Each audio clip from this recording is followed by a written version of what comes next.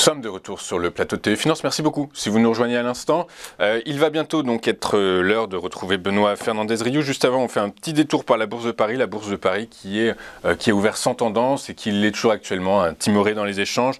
Le CAC cède 0,03% à 6705 points. Et comme on vient de le voir avec Antoine Quesada, il fait face à une résistance majeure, d'où certaines prises de bénéfices qui sont attendues. On est donc avec Benoît Fernandez-Riou. Bonjour Benoît.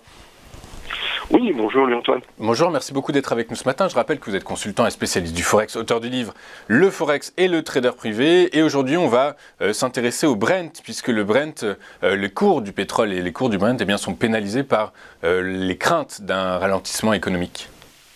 Oui, tout à fait. Vous l'avez dit aussi en introduction, on est sur une séance un peu particulière sur les marchés, puisqu'on va avoir des clôtures aux États-Unis qui sont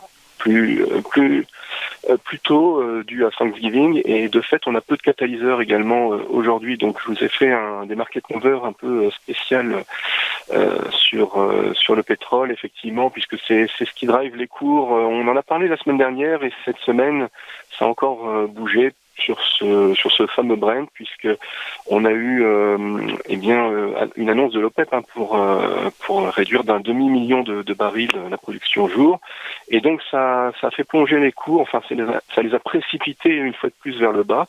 On en parlait la semaine dernière, donc désormais on a rejoint le niveau de support que l'on voit bien sur le graphique, et donc désormais les choses sont faites. Alors on a aussi les craintes sur la récession, évidemment, pour l'année prochaine, potentiellement en Europe, la récession technique, mais pilotée et maîtrisée encore aux États-Unis, et la Fed qui commence à clairement indiquer qu'elle fait faire son pivot, c'est-à-dire une réduction de la montée des taux, et ça pour justement éviter que cette récession aux États-Unis ne parte dans le domaine de l'incontrôlable. Donc l'idée, c'est véritablement d'avoir en continu une maîtrise de cette récession pilotée qui pour l'instant tient, et qui va permettre ensuite d'étouffer un petit peu l'inflation aux États-Unis. En plus, l'inflation commence véritablement à donner des signes, notamment avec les PPI sur un pic qui est passé apparemment.